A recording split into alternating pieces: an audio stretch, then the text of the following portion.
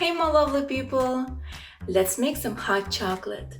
No, not the one which Americans make and call it hot chocolate. I'm so sorry to disappoint you. I'll tell you the secret.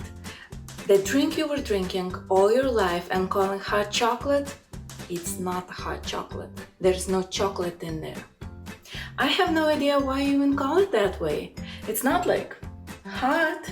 Yes, it's a hot drink, but it's a cocoa drink.